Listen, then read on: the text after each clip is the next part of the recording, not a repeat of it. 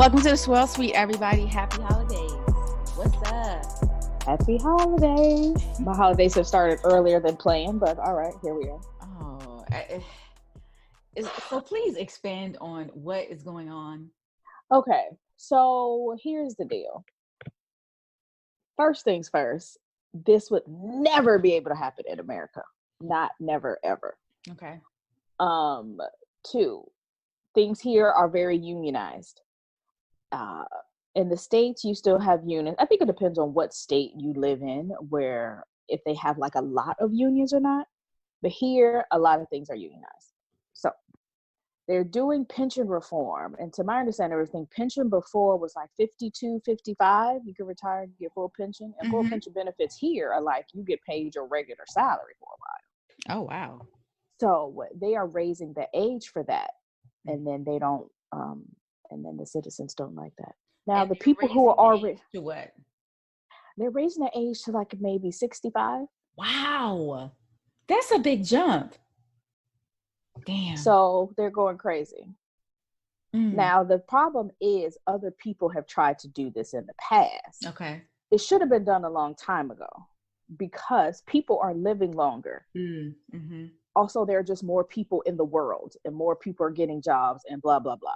You cannot keep you can't keep the age that low and also not raise taxes. Right. Like something has to give. This system can't continue to work if it's done like this. Also, the reform is for the new people coming in. It's not for the people who are already working. Oh, like they'd be grandfathered into the regular program. Okay. All right. So they're like solidarity for anyone who comes after us. But I'm like, it's not possible. Right. Now, you talk to a French person, they'd be like, no, you can't change things. And this is how it's always been done. All right. You know how many businesses are saying this is how it's always been done as they stand outside holding a box as the doors get shuttered. Right. Like you cannot keep doing that. Ask Blockbuster how that worked out. So you can't keep saying this is how it's always been done. It can't continue to work. Is there no alternative, or are they discussion like any negotiations, like bringing it down to like, I don't know, what you said it's 52? To my understanding, it's 52. What if they did like 55 or 57 or 56? I don't know. I think 55 they did is a big jump for me. It is a big jump. And so I get that. But the French way is always, okay, we'll strike first and then negotiate. Okay. So they're negotiating now and demonstrations and marches and all that.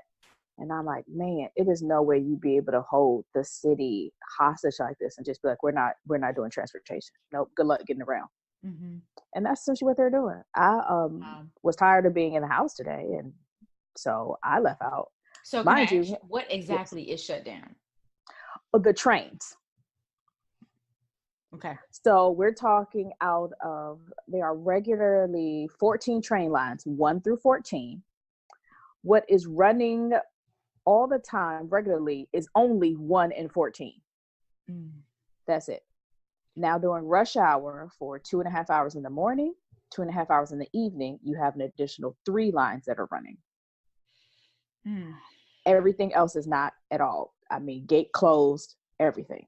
Wow. Is there another way for you to get around? Buses, scooters, bicycle. I just pictured that. And you also see my face, so you already know that a bicycle is literally the last thing that is happening. Okay. So when I went out today, so things are taking longer. When I went out today, I left out about maybe 11:15, 11:20. 2 buses passed me because they were too full. Oh, gosh. Mind you, I'm like maybe 4 stops from the end of the line. So I'm 4 stops in. So there's that. Now, times like this, I miss living in the center of the city where I used to live because I'm like, okay, I wouldn't have a problem getting around. Right. Because the train that was closest to me, that one has the rush hour hours. So I would have been able to get around during rush hour. And then I could walk 15 minutes to the line that always runs. Line 1 and 14 always run because they're automated. they don't have a driver. Okay. So that's why those can run. So that's Wow. where we are. The buses are, I think it's 1 in 3 buses. So it's not as many buses either. And same for like the RER, which is like, think of the Metro and then what's that other train? Not Amtrak, but the other train. With the mark? Yeah, think of it like that. Mm-hmm. It's the RER. So that takes you like out to the suburbs. I'm trying to think as you're telling me this story, I'm imagining if Metro was involved with the shutdown that happened, that would be a complete mess. And out like what everybody, it is no way that anywhere in America would they be like, no, it's okay. You can completely halt transportation services like this. Yeah. You can completely shut down train lines. Like I don't live remotely, like I still live in the city, but closer to the outskirts or closer to the edge. Within, I'll say 15, 17 minutes, I could walk to 3 different train lines. Okay. All 3 of those are closed. Wow. Like all 3 of those are the ones that are closed. So like the bus is the only alternative for me. That's crazy. And I was taking the bus before and loved it, but now, oh my gosh, it's so crowded. Yeah. And then it's not like you can get close enough to the machine to even pay, because sometimes What do you mean? Because the bus is so crowded. Sometimes you get in the middle just so you could get on, or if you get in the front, it's people standing all around the machine. So you're like, listen, I'm just trying to get on this bus. Oh my gosh. Because you also like security not about to come through. Like y'all on strike, but y'all got security workers out. How about one of y'all drive one of these buses? How about that? Is there a deadline in mind? That's the thing. Whenever they strike, it's just like, okay, we're gonna strike. We'll see what happens. It's no deadline. They're like, this is an unlimited one. How long has it gone on so far? Today was day 5. It started Thursday. Whew. Okay. Yeah. So big demonstrations tomorrow. So watch the news. It's about to be crazy. I'm probably not going nowhere. Oh wait, I might go out in the evening. We'll see. I was my final was scheduled for tomorrow that I was giving the students, and I got a message from the university this evening, yesterday, whatever, and it was like, yeah, it's supposed to be really bad. So all classes in person are now going to be online. So I got to get in their final online. So what I'll do is I'll just time it. And so yeah, I have to have it at this specific time. So. Okay. There's that. Lucky them. Right. So it's like y'all get to look all this stuff up. Yeah. So now I'm like, dang, maybe I'll make it a little harder since I know they're about to be looking through stuff. I don't know. We'll see. Wow. And what remind me what the final classes, the course? The course is like a general wine business course. Oh, okay. So we've talked about packaging and distribution. We've done sales and marketing. We've done natural wine technology, South American wines, because I pick a region every semester to do. And so this time it was South America. Last semester it was American wines. Drew Skyped into class. And that's cool. To the students. Yeah, he loved it. And they loved it too. They're like, oh my God, he's so American. Oh, he is an all-American boy. He is. And it was so funny. They said, they're like, he is so American. And that was funny to me that was their comment. What else have we talked about? Allison Park of Bryn Whiskey. She happened to be in town for Whiskey Fest. And so she was a guest lecturer. And so she came in and did the course and poured us some Bryn whiskey. So I was like, and yes. So that was fun. Then I had some other guys come and speak because I'm like, I'm not about to stress myself out trying to figure out what to say for 90 minutes every week. So I called in people I knew. It's like, and awesome. This is how we're going to do this. So, yep. Cool. So that's done. And then we'll start another class next semester. Well, not next semester, but like the trimester. It's like March or April. I was recently in Bowie. I don't travel to that part of town very often. I mean, it's just suburbia. Everything they got out there, I got, it's right around here anyway. But let me tell you why I was in Bowie. I was in search for crab legs. They were on sale at Harris Teeter, and they were all sold out. So I went to the third Harris Teeter. I'm obsessed with seafood. Everybody knows that. And the crab legs were $7.99, and that's rare. That's the lowest I've seen. Okay, that's why I'm like, they must have been a sale for them or something. So anyway, after my third Harris Teeter, I was like, okay, well, I give up. And there was this new big shiny wine shop right next door to Harris Teeter. And I said, no, what is this? So I go in, and there is a tasting. I like stumble into a tasting. So there's wine, there's beer, and there's spirits. And there's like 4 of each. So that was fun.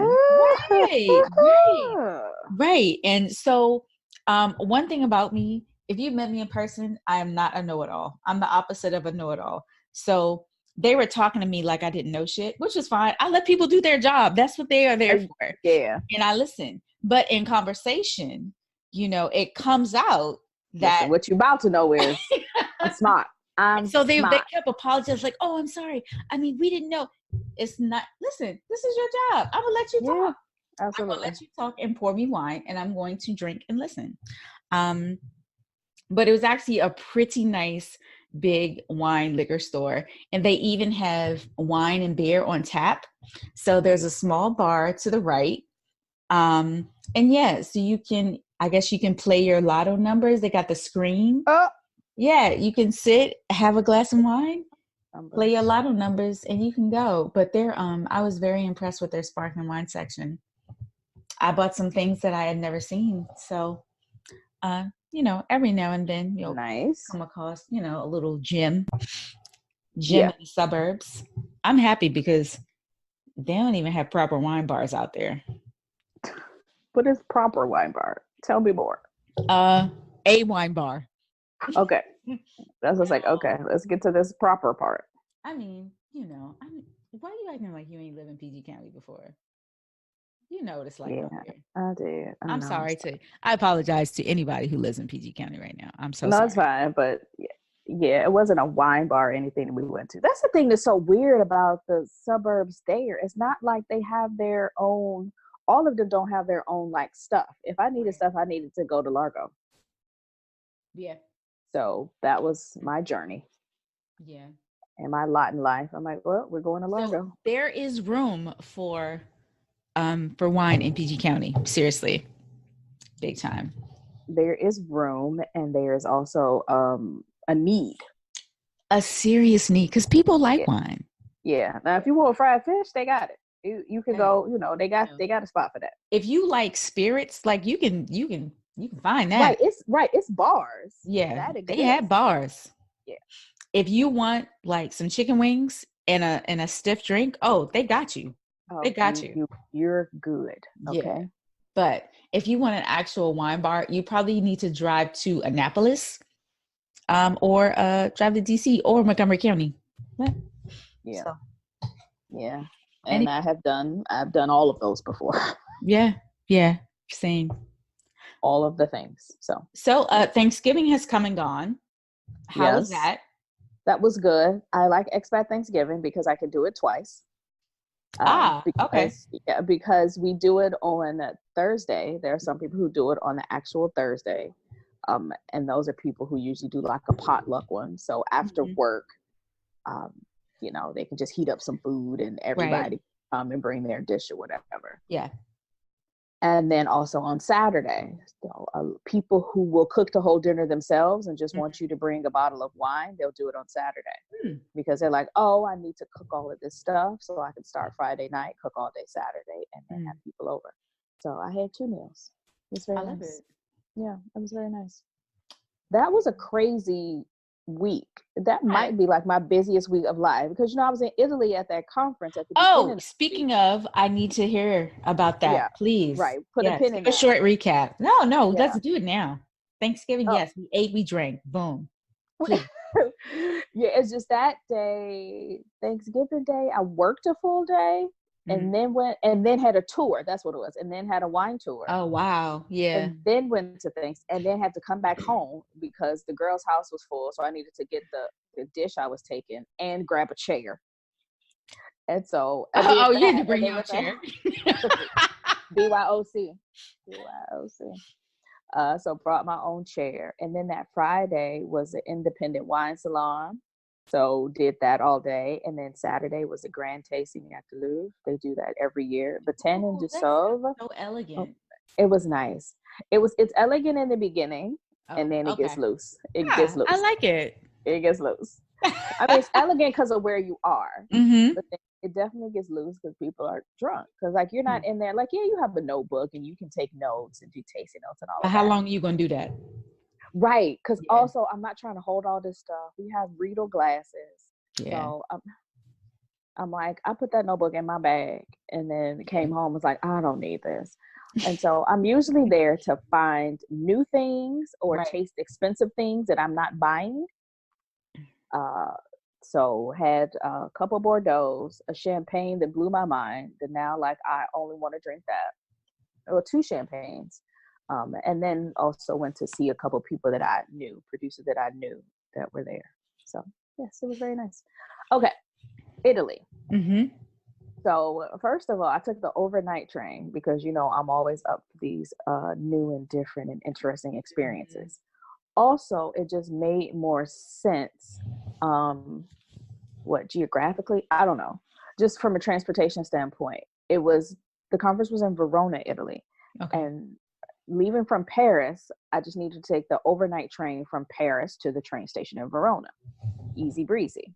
Now, if I were to fly, I would fly from Paris to Venice, then take a train from the airport to the train station in the center of Venice, and then take a train from Venice to Verona. Okay, that sounds like a lot. Right. That's a lot of moving parts. That's a lot of depending on schedules and a lot of stuff left to chance. And I would have left like the day before and then, you know, got a hotel and then woke up the next morning for the conference. Whereas on the night train, I left Paris at like 8:00 p.m. and then I got to Verona at like 8:30 a.m. So got up, was refreshed, you know, freshened up in the bathroom there. There was nobody in my car because they got out at Milan. The first stop was Milan, and then there was like 2 other little Italian stops. And so I was in the car by myself for an hour. So I makeup, you know, freshened up, hair, clothes, got everything right. So I hopped off looking just as refreshed and everything. I'm like, and here we go. So no problem, easy breezy. It's a small little car. It's a bed on the top, and then it's like a couch underneath it. So you could sit on the couch, or you could sleep on the couch or sleep in the bed on top. So it wasn't terrible. It was another person in there with me. On the way back, it was 3 of us. So 2 people on the bottom, 2 people on top, and then 1 person on the bottom. So these are like bunk beds on both sides of the cart? Yep. Okay. Mm-hmm. Got it. Okay. Yeah, I have pictures and video, so I'll have to send that to you. Okay, cool. Yeah. Because the only thing that I can reference is Trading Places. I've never been in an overnight cart. Yeah. And I've done it before. Because sometimes I'll do it just because I did it once before when I went to Toulouse in more southern France. Sometimes it just makes sense. And it's not always like, oh, let me just be cheap and I can do this and not pay for a hotel. But sometimes it's just easier because a train will get you right into the center. Yes. And it doesn't take the same time as far as like security checks and customs and all that. They took my passport, the conductor, or I don't know, not the conductor, but one of the workers came and took my passport and was like, all right, we'll get this back to you whenever. I was like, okay. Your passport? Well, yeah. Okay. I mean, he was an official worker. He took everybody in the car's passport. Okay. He had, you know, his badge on, hat, the full uniform. I'm like, all right, I'm trusting you, sir. Mm-hmm. So we took the passport and then he came back. Several hours later. It was morning when he came back because we go through Switzerland and then Italy. And so I guess he needed it for the check or whatever for that. So, okay. Yeah. Right. On the way back, a customs agent came in. Oh, I was going to the conference is Wine to Wine, sharing business ideas. So it's a wine conference in Verona. They do it every year.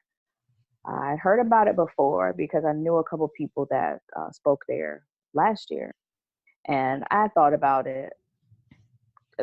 going, but our good friend Julia Coney was presenting.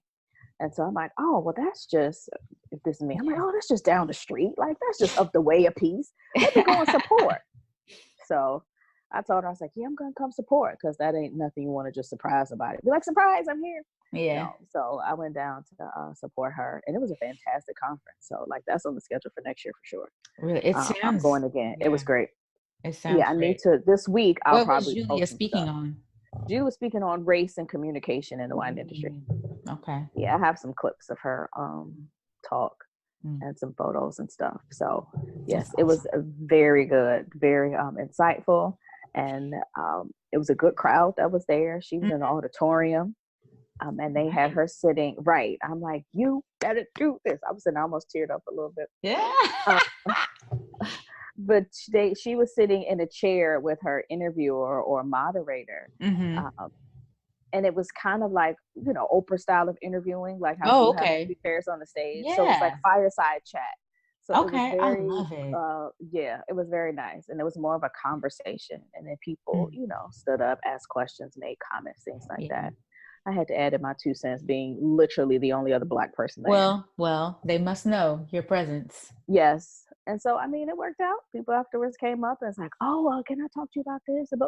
And it was good for me because this was a conference in Europe. So this is, I felt that was something I needed to attend, being in Europe and needing to meet and work with people in the wine industry in Europe. Yeah. And also it was in English. So I got to like fully express myself.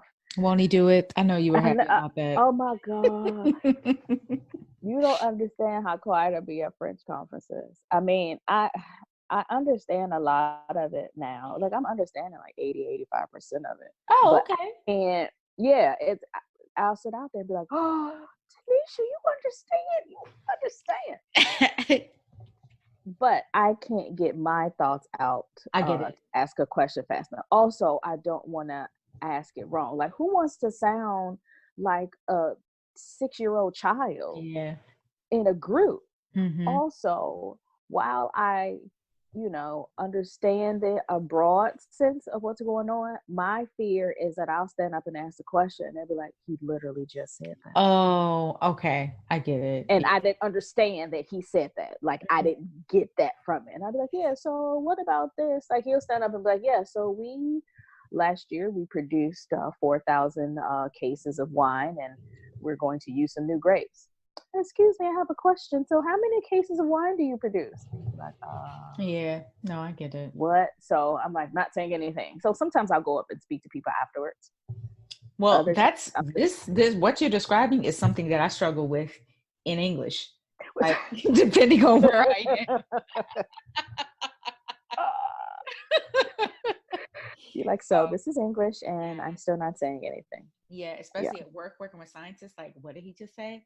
For sure. So anyway, but yeah, no, the conference was really good. There were talks on how to talk to millennials, how to not focus your attention on millennials. Those aren't the ones that are really drinking wine and spending the most money on wine. Wine tech and how we have to really get on board with wine technology. Some of the imaging and the words we use in wine. Why are we still using sustainable, family oriented, these same 7 words that everybody uses? It was this one slide. I'll send it to you.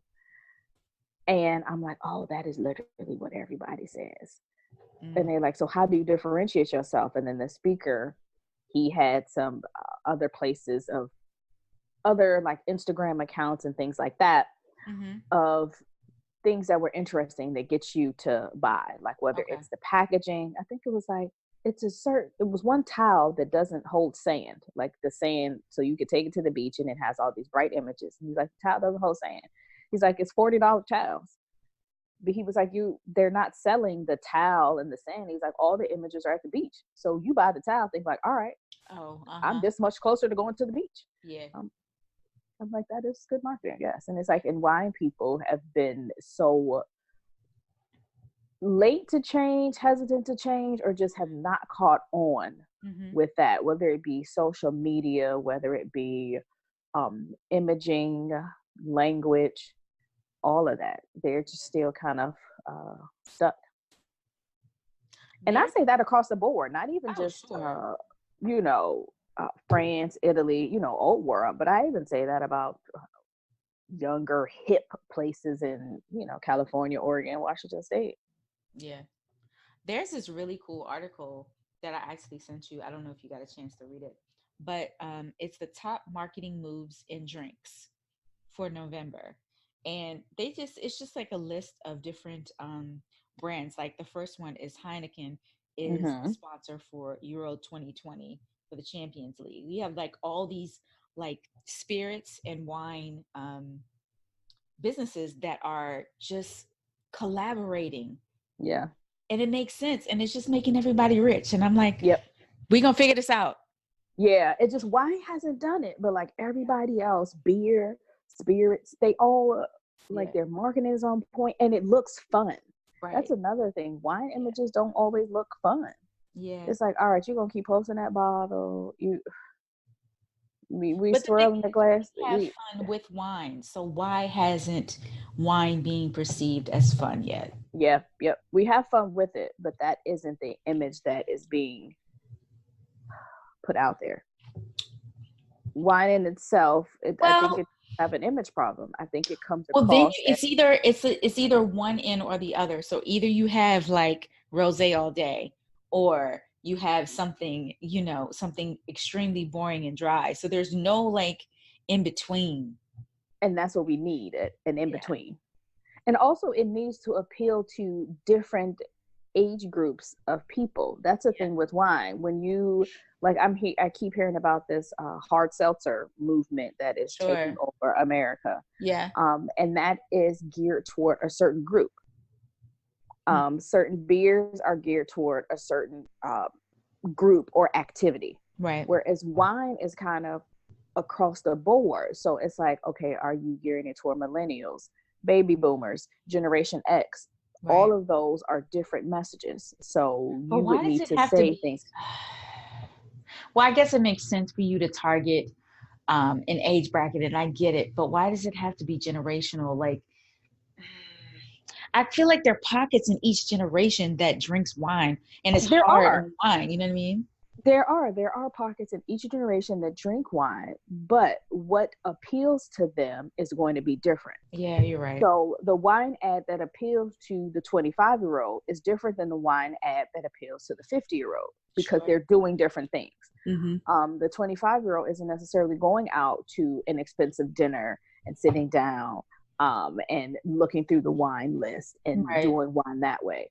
Whereas the 50-year-old is probably not like throwing parties at home and having like a girls' night and having 10 girls over and, you know, toasting glasses and dancing and all that. Like, I think now, pardon the examples, people are probably doing that in both ages, but just for this conversation's sake, you're doing different things with wine. Whereas when it comes to other spirits and beer, okay, beer links up with sporting events. You drink beer at a sporting event. That's what you do. So you tailgate. That message is timeless. Like, everybody is at a sporting event. Yeah. You're not drinking wine at the football game because you don't have a corkscrew all the time. You're about to carry a glass. Right. That's why hard seltzer is able to come through because that's in a can. That's also why wine in a can has become popular. Yeah. But that's only going to work in certain places. Like, first, people are not drinking wine out of a can. They're not doing it. It's not going to happen. Not even on y'all's river, at the beach, at your little beach, your man-made beach. No, because they feel that like the can is not gonna happen. Now, they have just recently come around to drinking it out of a box. Okay. On the river, or at a summer barbecue or picnic or something like that. But a can, they feel like, oh, that's gonna change the flavor. It can't breathe. That aluminum or tin on the inside, like the flavor's gonna change. Okay. My thing with the can, I haven't had enough wine out of a can to know this, but just the way you drink out of a can, you take bigger Yeah, swallows. you guzzle. Yeah. Yeah, and wine always tastes gross to me when you guzzle it. Like if you think, Mm-hmm. like, all right, everybody about to leave. Okay, let me take this last sip of wine, and you down it. It's terrible. That wine could have been the best wine you ever had while you sat there with dinner, but you Really guzzle quick, it. did you It's just see? awful. Mhm. Did you see Allison guzzle that champagne at at this bar in New York? So Allison, she is bon vivant on Instagram.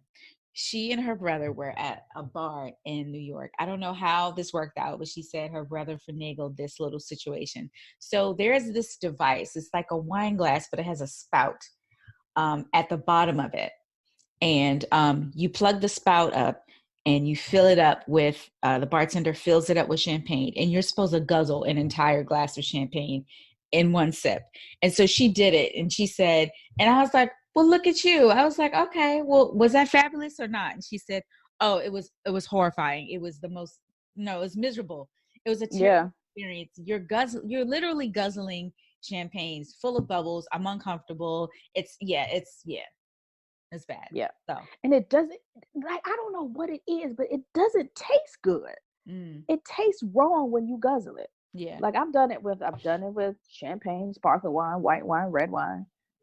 Rosé, it's different because I put ice in it from time to time, and you usually drinking that super cold, so it's okay. Yeah. But what I'm doing with red wine, that's absolutely the worst.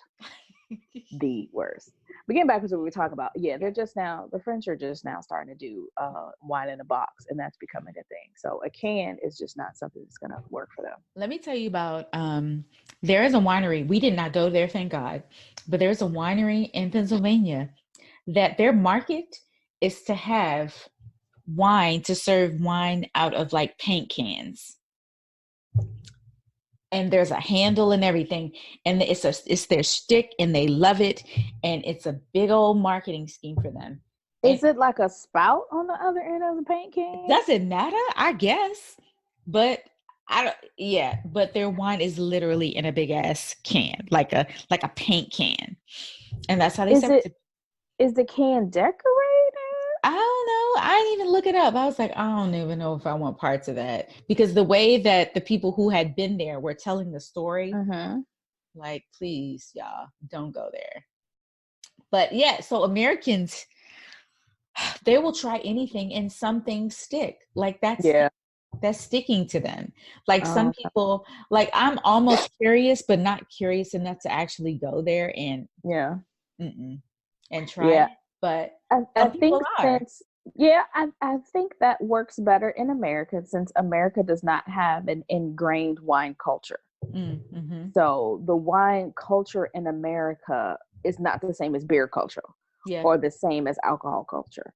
Like I feel like since Americans in wine, that started in like the 60s and 70s, like the Judgment of Paris was in the 70s. So this is a very recent. Whereas cocktails and spirits and beer has been around since. Here it is. Can you see it? Forever. Girl. It's not even a cute can. No, it does look a little. I don't. Okay, I'm not gonna say anything because I remember last time I said something about somebody and they were like, "I listened to the podcast and I didn't like what happened." So. They were talking about my wine stuff. So anyway, go ahead, I'm listening. But no, that's a paint can. Is that, what is the size of that? Like, how much does that can hold? Is it like a box? Like boxes, they talk about push boxes on you because that's 4 bottles, and so people like that. So if this can is like 2-3 bottles. I don't know. Okay. Anyway. And that's Pennsylvania, huh? All right. One. Yeah. Yeah. Also, when it comes to some of these alternative packaging, it's not even all about gimmick and stuff like that. Sometimes it's about sustainability. It's about being eco-sensible. Sure. and easier for distribution around America. Yeah. No, I Because get it. like you're not selling that outside of America. Like Yeah. let's be real. Yeah. But the amount of energy and money it takes to do glass bottling and to package that in a way to ship it to other places, It's that becomes expensive. very Yeah. expensive. Yeah. And bottles break, but Yep. boxes don't. Yep. And stuff stays fresher longer when you have that bag in the box, or when you have the uh not the can, but when you have the bag in the box, when you have the pouches, when you have those things, cans, like you drink those young. Yeah. So, No, totally. yeah.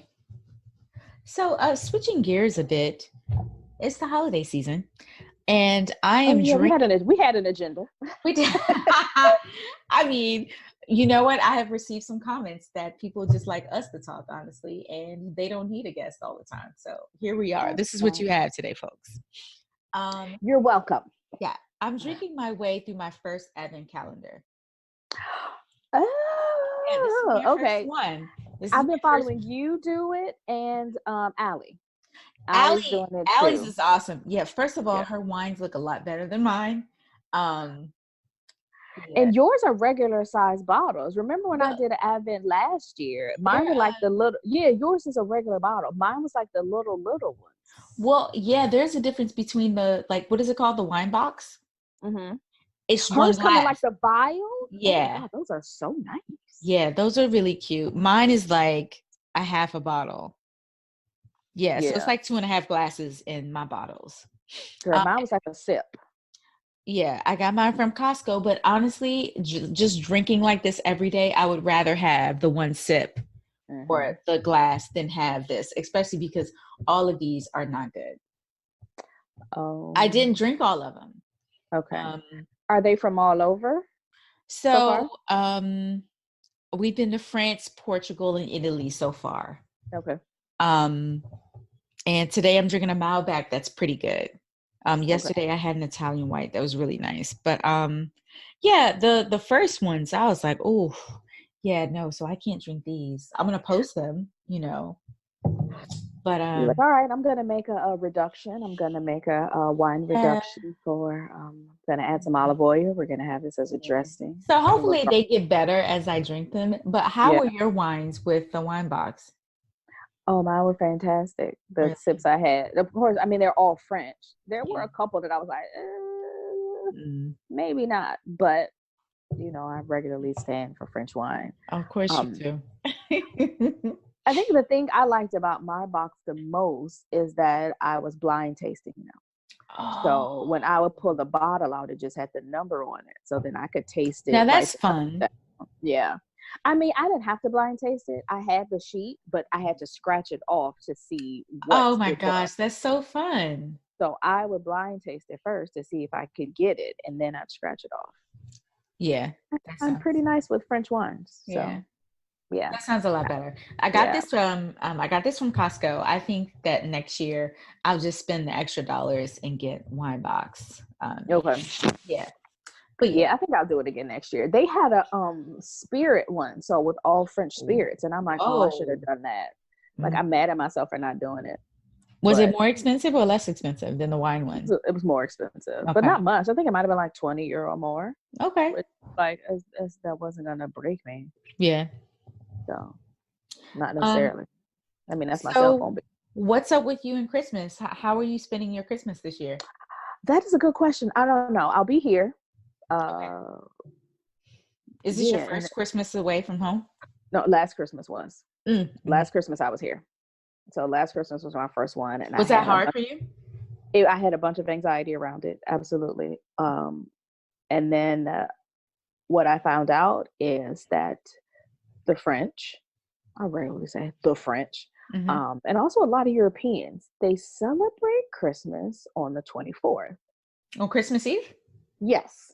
Okay. And then Christmas Day is just like immediate family.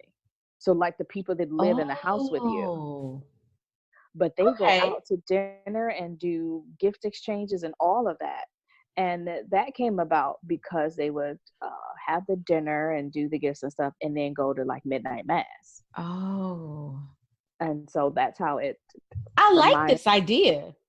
That's how it started. That's cool, but like there isn't anyone else in my immediate household. So for Christmas, when I was invited to Christmas dinner, it was on Christmas Eve. It was on Christmas Eve. So I thought I already had something to do for Christmas, for Christmas. Mm-hmm. So I ended up not having anything to do Christmas. So I was in the apartment by myself the whole day. God. Okay. And I was like, okay, so this part is dumb. This is dumb. And I'm sure nothing is open. There was a couple stores that were open like in the morning, and then like it might have been some restaurants if I had looked around. But at the point I realized that I didn't have anything to do, I was like, oh no. And then a couple people like, oh, you can come by. We're gonna have dinner. And I was like, oh, okay, cool. What time we start? Oh, we're gonna start about 7:30. Forget it then. Like I'm good. Yeah. Like by 7:00, like I'm fine. Yeah. Like 2:00 was the witching hour when I was like, ooh. So nothing. And then I don't decorate my place. So okay. Because I'm like, I'm not trying to buy that stuff and store it and all that. So there's that. But this year, now that I know, I am planning for both days. So when somebody's like, hey, you want to come by for Christmas? When? Exactly. So, and then I'll figure out what I'm doing for New Year's. I might actually have some friends over here and just chill out. Because I've done all that. New Year's in Paris sounds really dope. It can be, yes. Okay. Like the years I went out to the Arc de Triomphe and they did the light show on the Arc, and then they did fireworks out of the Arc.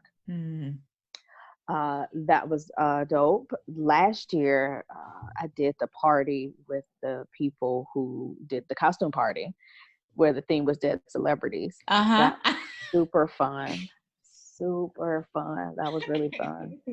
I have to message her and see like, is she having a party this year? Be like, listen, so are you having a party this year? Because I want to come and want to prepare my costume. Right. Last time I had, a little later invite, so I had like 20 minutes to pull it together. It worked out though. I had everything I needed. So yeah, I don't have any plan. I know I said a whole bunch of stuff to answer your one question. As for Christmas, I don't have concrete plans yet, but I'm definitely looking forward to spending time with some friends. And I like French Christmas food. It's scallops, it's foie gras, it's duck. Yes. It's this kind of, it's called chapon, which is not a turkey and it's not a chicken. It's like a rooster with it kind of. What does it taste like? It tastes delicious. But it's like a white meat bird. What does it translate to? And I gotta look it up and see, because I remember looking this up before, being like, wait, what is Chapon? Yeah, Chapon.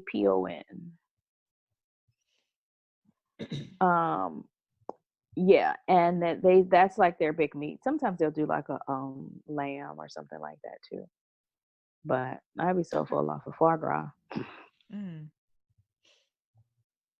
Okay. It's geez. I can't say this. Okay, well, never mind. I'll text it to you.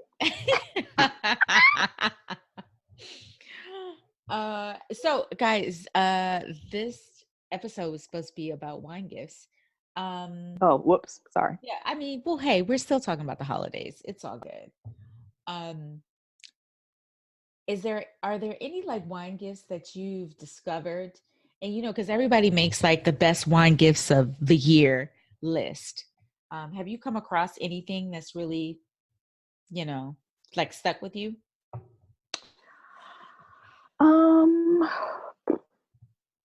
Anything that is stuck with me? No, not really. I do want to say that, and I think I've probably said this on previous Christmas episodes, don't give wine people electric corkscrews. Or at least don't give that to me. I'd rather just use the regular waiter's corkscrew. The electric one, I don't need that. Also, If you're not into wine, don't give wine people wine. I mean, at all. Don't do that Just to me. don't. Just Like don't even do it. literally, I would much just rather give me a T-shirt that says something dumb like "Rose all day" or "Wine and my dog" or something from Target. Like, don't give me wine if you don't know wine. It's oh okay. yeah. I'm about to send you the latest shirt I want, unless I deleted it already. Unless I um, deleted it. I might have deleted it. Oh no. some fun things to get wine people, like socks with wine on them, pajamas with wine on them. Yes, Wine Enthusiast had some cute pajama pants. Yes, they did. They even have like the night shirts, the long sleeve, yes, button-up night shirts that are really cute. We like stuff like that. Oh, let me see. Yeah, I just sent you a picture of a sweatshirt. I know this is the most professional thing we're doing here. Wait, I know. I see the capone. Yeah. It looks like a rooster. Well, it looks delicious, even in its rare form. Right, but you see what it says. That's what I was like. Okay. Yeah. Oh, and also if we're not having wine, I'm not going. I love that sweatshirt. Right. I'm like, I want it. Yeah. Yeah. That's so. Oh, Dave Matthews. Everybody knows that he makes wine.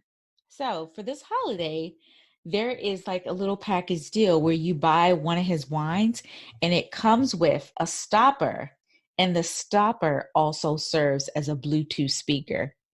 Wow. I am going to send you that link right now. That's fancy. That is genius. Yes. Yeah, it has a little button and you cork your wine and you hit the button and it'll play music. Oh, that's perfect. Yes. How much does that cost? $35. That's it? I thought she was about to say something crazy, but then I guess Bluetooth speakers aren't that expensive. They're not. It's just the convenience of it all. Yeah. The fact that you have a toy that does two things. Yeah. Yeah. Speaking of which, I kind of want a Bluetooth speaker, so I'm gonna put that on the list. There you go. I just sent you the link. Okay. And guys, I'll put that on my list. I'll put these links in the description box too. Yeah, I also want. Oh, are we talking about things we want now? Listen, we're all over the place. We're just talking about. I'm like, sorry, I had moved on to something. It's like, how we talking about stuff we want? Yeah, going back to what you said about don't get wine people wine if you don't know what you're doing. Get them a gift certificate to a wine shop. Mm-hmm. Also, most wine people, and especially us being wine professionals, I'm gonna wear that hat now and wear it proudly. Don't need any more wine accessories. So like just regular wine accessories, no. Now if you want to buy me a Corvin, then yes. Well, okay, fine. That's a hell of an accessory. Right. But other than that, we don't need any more accessories, tools, anything like that. For free when we go to all these events you see us posting about. They usually give us gift bags full of free stuff. I don't need another one of those the silver discs that you roll up to put in the red wine and pour that. Yeah. If you want to get me an aerator to put in the top of the bottle, that might be the only thing I could take. I mean, I have aerators, but I have a few. Okay. But I will try them out. Okay. And I regularly do experiments and try those out. You could give a good gift. Sorry. I was going to say is like a subscription to one of the wine magazines, whether it be online or the actual magazine. There are several. Pipette is a good one as far as like different wine magazine. Vine Pair is now in paper form, in magazine form, and not just online. Of course, you have the regular Wine Spectator, Wine Enthusiast, Food and Wine, Bon Appetit. Those are all good ones. Meininger International is international wine magazine, so that's something. Drinks Business. Yeah.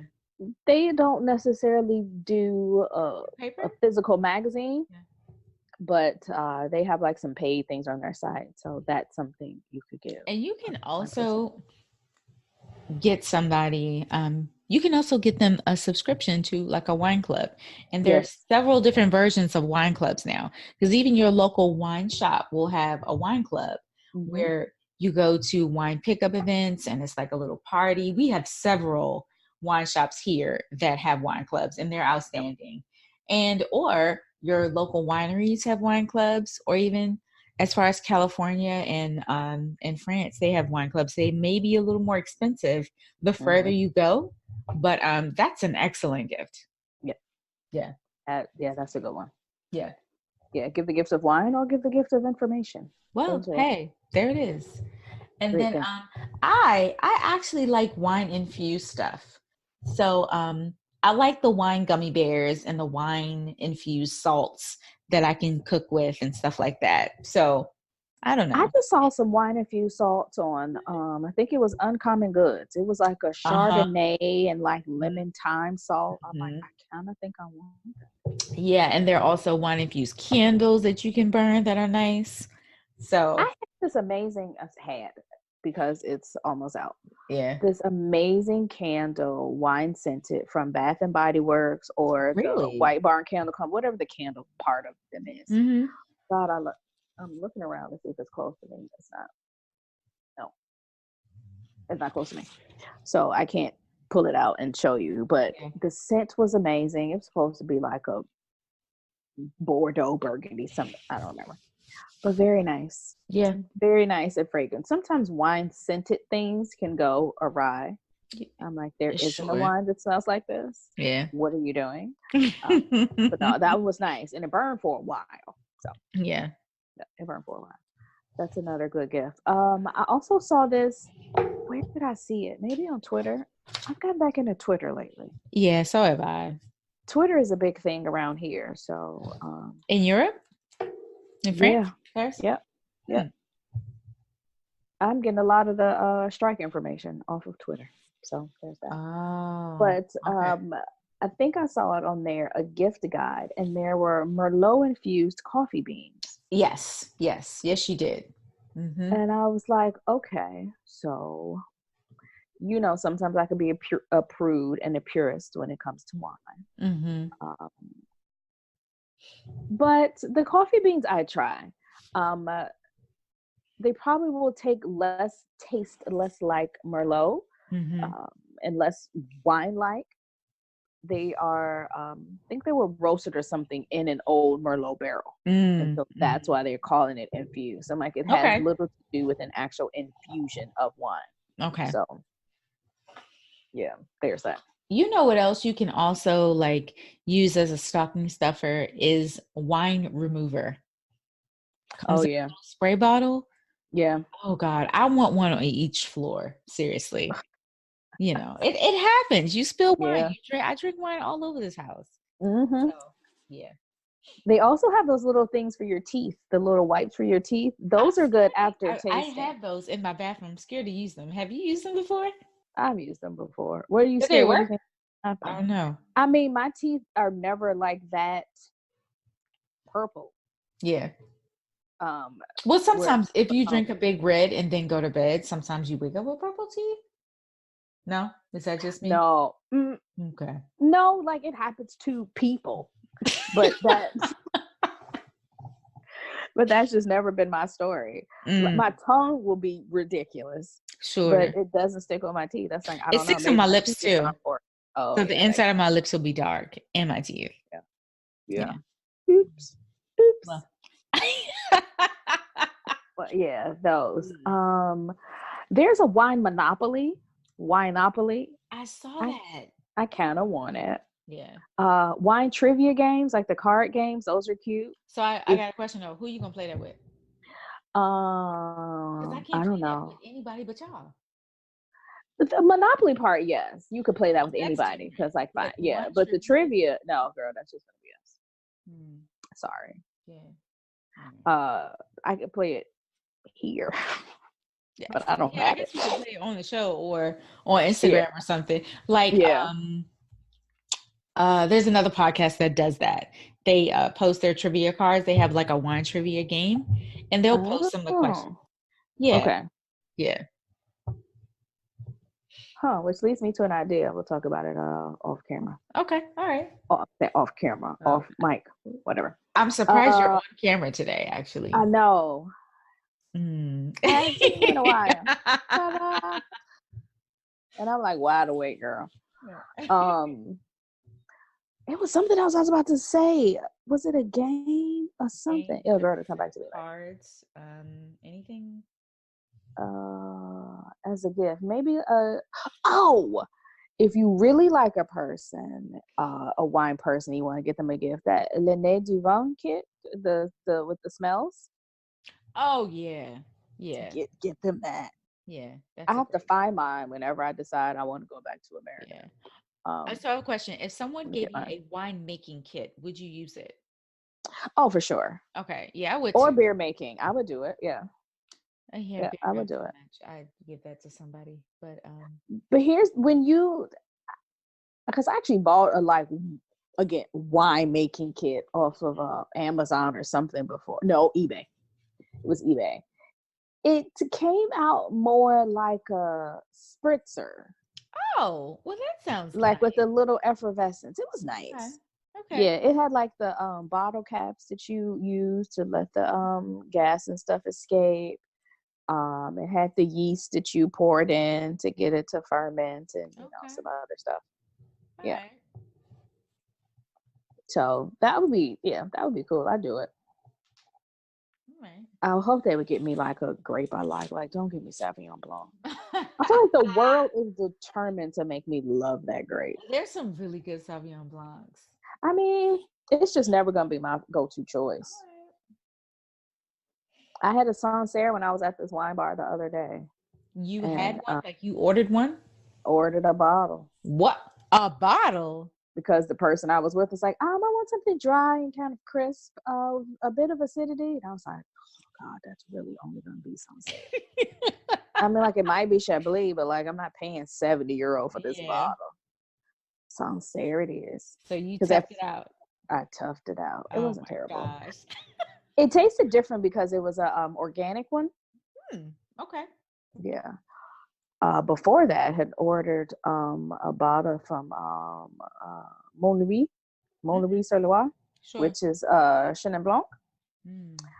It was very sweet. I'm like, I don't know if my sensitivity to sweetness is now heightened, but I had it, and I can usually drink Chenin. It's usually not that sweet. This one was sweet, and then it also had like an off flavor. Isn't it like that chameleon, grape where it can be either really sweet or it can be dry? Yes, and this one was not dry. He was like, "No, this is dry," and I was like, Yeah. "Maybe I drink too much now. I don't know." But it was not dry to me, and I was like, "I'm sorry, sir. I can't do this." Mm. And so I felt bad because he had opened the bottle. I'm like, "Can you sell this by?" I'm like, "You can sell this by the glass tomorrow. It's fine. You'll be fine." So it was I've a been by the glass speaking of selection. French wine, I've been going to Le Grenier for their free tastings on Tuesday. Mm-hmm. Every first Tuesday they have their free tasting. And God, it's so good. And it's so French in there. It really Do is. they speak French? Do you know if any of the Some of people the there are some of actually the French? yeah, Okay. some of the staff does, yeah. Okay. But it's just so nice, and it's just like a nice warm tasting. It gets really crowded, but yeah, I mean, where else can you go and taste six French wines that I mean for free? France. France. That's it. And they're good. Yeah, And you're not doing it. you might order an appetizer or something and you go home. It's good stuff. Nice. I like it. Is it usually crowded for the first Tuesday Well, for those usually events? the bar is pretty full, Okay. but yeah. And can you get it if you do have to be sitting down? Can you stand up? It's not that deep. It's not like that crowded. Like the bar, all the bar seats will be full. There may be like maybe 5 or 6 people behind you, but it's not that crowded. Okay. But All right. cool. Um, Cool. I just have a few random questions. We're not going to All do. right. Hit me with them. Okay. If you were stuck in a holiday movie, what movie would you be stuck in? Oh, this is tough because I don't know that many holiday movies. What do you mean? You don't like holiday movies? I won't say I don't like them. I don't seek them out. Mm-hmm. So I would probably, in the way my life works, I'd probably be like in a Die Hard movie. Because like, Oh, weren't those always Christmas? yeah. Like, I'll be like in the Die Hard movie. It's just, things just happen. Okay. Life All comes right. at you fast. Okay. Yeah. There is a holiday movie that Queen Latifah was in called The Last Holiday, right? So Okay. she's this hardworking woman that works in like a department store. Just think like a, I don't know, maybe like a Nordstrom or a Macy's. And she gets this CAT scan and she finds out that she has this life-ending tumor. So she has all this money saved up that was supposed to be for a rainy day that she never did anything with. So she decides to check herself into this beautiful resort in Czech Republic that's absolutely gorgeous and on the mountains, and it's white and whimsical and all of these things. So she's going to blow her entire savings at this resort because she just wants to die, in Happy. style. Exactly. Happy. And the And thing is, happy. because she's dropping so much money, everybody's treating her like she's somebody. Mm-hmm. Anyway, I don't want to give the movie away, but Right, because I'm like, and I'm gonna yeah. find it online. It's her and LL Cool J is in it. Okay, I have heard of this. Yeah, it's a very feel good holiday movie. But if I were to be stuck anywhere, I think a nice resort in Czech Republic would be nice. Oh, well, that sounds amazing. Yeah. I did just watch a holiday movie over the weekend. It was on Netflix, Holiday in the Wild, with Kristen Davis and Rob Lowe. No, I don't know that So one. Rob Lowe from like Of everything. course. And then Kristen Davis from Sex and the City. Yeah. She was married to this high-powered, I don't know what he was. I think he might have been in finance, but they lived in this ridiculously nice New York But she was apartment. clearly unhappy. Clearly unhappy. Okay. The son was going off to college, Oh gosh. and then of course the guy was like, listen, so I was waiting till he left for school. I got my bags packed. I'll send somebody for the rest of my stuff. You weren't happy. I'm not happy. I'm out. And so she had planned to take the safari in Africa. And he was like, yeah, but I'm leaving you. So we're not going to do that. And so she goes on her own. I'm sure she'll find what she needs there. So, and then the rest of the story unfolds. Okay, gotcha. In Africa. But I mean, Rob Lowe is the one who like flies her plane and like works at the the resort where she's going. So she doesn't find an African. So there's that. Let me just jump in with that part. She ain't go full native.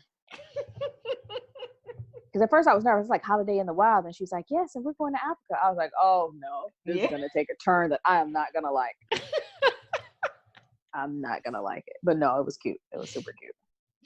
Oh my gosh. And also, you just want Charlotte to win. Like her name is always gonna be Charlotte, but you just want Charlotte to win because you're like, oh, that was. Is she's like damsel in distress though in the movie? No.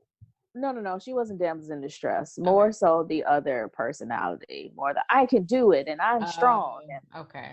I know how to do things. Because I have to say her character on Sex and the City irritated me the most. Oh yeah. So, but anyway, that's a whole nother episode. Yeah, that's have a 2020 you ever kissed episode. Mistletoe before? Where do you find mistletoe? Like, do they sell it like at the nursery where they have the other like wreaths and stuff like that? My answer was no, so I don't know. I've never. I mean, clearly my answer is no. I'm like, yeah. And then people just hold up random stems of stuff. I'm like, is this mistletoe really? Like, oh, you see, it's mistletoe. What? Yeah. No, it's not. Yeah, I don't know. And also, like, when are you really like standing in a doorway? Because that's where you're hanging mistletoe. So, like, you actually standing in an entryway or something? Like, I don't know. That people a thing? hang in my kitchen, and there is a doorway that separates the kitchen from the dining room. So, I mean, it's possible, but yeah, it's possible. But like, just the likelihood that y'all both. Oh, right. We're under the mistletoe. Are we? Like, two people those in my doorway. Those little meet cutes that you see on rom-coms, yeah, that rarely happens. I mean, not never ever. Yeah. Okay. Not really. No. Psych. Doesn't happen.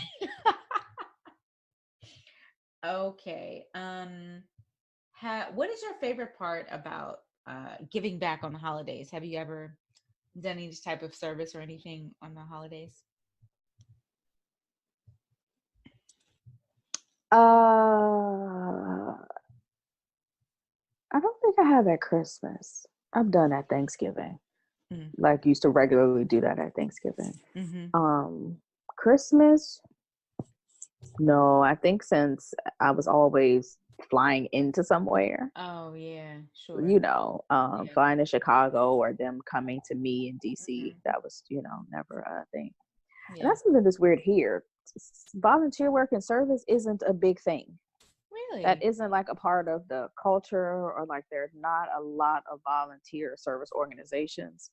And the ones they have, it's like, okay, you feed the homeless or you feed the refugees. It's just that.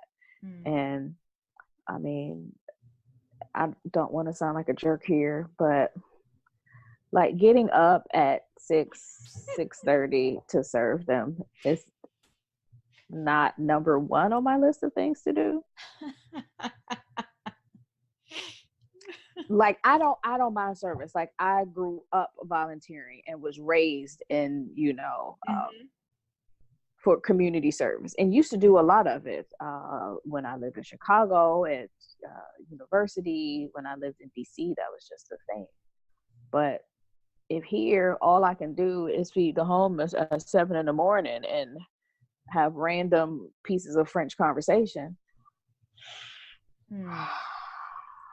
Yeah. uh, Yeah. no. No, I feel you. Yeah, but some things that I've done before where they, you know,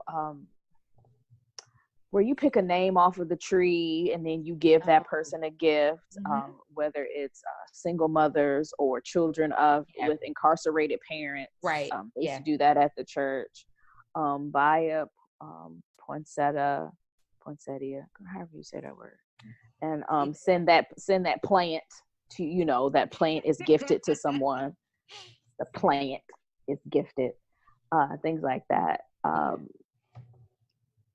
They did something here about like giving coats to the homeless, I'm sure. um, putting together gift boxes to give to some of the refugees, because they have just areas where the refugees stay. So you can go underneath the bridge and girl, you just see a sea of tents. Girl, they have them outfitted in nice tents. So think like, if you've heard of the brand Quechua, Yeah. I'm not sure. Yeah, they're all Quechua tents. I'm like, oh, so y'all. I mean, not saying like I'd rather live in a tent than my apartment, but like if I gotta live in a tent, like that's a nice tent, you know. Wow. So they're like, all right, you about to get outfitted with a tent, and so they are in those tents, and they have a whole tent city Wow. There until is they're pushed out of there. there was one year that I actually tried to volunteer to feed the homeless, but here it's a waiting list of like a month or two, depending on where you want to volunteer. So Oh, they okay. always have plenty of volunteers for that. So I ended up volunteering for this organization called Meals on Wheels, and Mm-hmm. they pretty much they take meals to the elderly population. Yeah. So I was like, oh, well, that's awesome because I think Mm-hmm. they can be forgotten about sometimes. Absolutely. Yep. When you think of homeless, you always think of children and you think of families and vets and all of these. But I was like, oh, okay. So one Christmas, me and my brother, and it actually started snowing a little bit, and it was very whimsical. We took, I don't know, it was maybe 6 meals to 6 different elderly people in the area, and that was really Oh yeah, and they be wanting to talk, girl. They'll talk. Listen, an old sure. person will talk your head off. You be like, Yes, they okay, listen, will. I have 5 more deliveries, ma'am. Uh-huh. I mean, but this is the thing. It's like, damn, it's Christmas. Like, there ain't no tree. There's no kids. They're just Yeah, home alone. yeah, The shit kind of sucked, but it was something for else. them. But I mean, you brought them a little cheer. It's, Yeah. Gladys, Yeah. Merry Christmas, Yep. Yeah. Merry Christmas, Beatrice. Yeah. That's they still had their old names. Yeah. Now we're gonna be old, like Merry Christmas, Sarita. Merry Christmas, Grandma Sarita. Gonna be old name. Right. Merry Christmas, Tanisha. And I'm like, yes, y'all, thank you, baby. All right. Oh my gosh. That's gonna be an old name. Yeah. Oh gosh, that's funny. Well, that's it. That's our show, guys. Oh, that was it? Yeah, that was it. I hope you guys enjoyed everything. Yeah, no, I don't have any more. I mean, we did talk for over an hour. I mean, yeah, it's what we do. It is. Yeah, we got one more show before this year is ending. It'll be our last show of the decade. I don't know why people keep hyping that decade thing up. I'm like, let's baby steps, okay? Let's just end the year. Let's not think about it as a decade. But I don't want to get overwhelmed. Yeah, it should be a fun one. We'll make it fun. Is it going to be a drunk episode? Ooh, what is it? Yeah. Listen, let me see, because I might not be working nowhere anyway.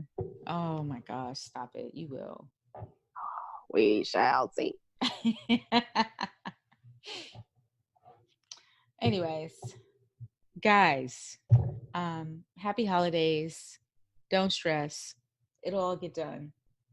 Oh, for sure. Yeah. Just don't stress about gifts. That's something I want to get that done this week. Like me and Amazon finna get it in tomorrow. Yeah, we actually don't. Every other year we don't do gifts, and this is the year that we don't do gifts. So yeah.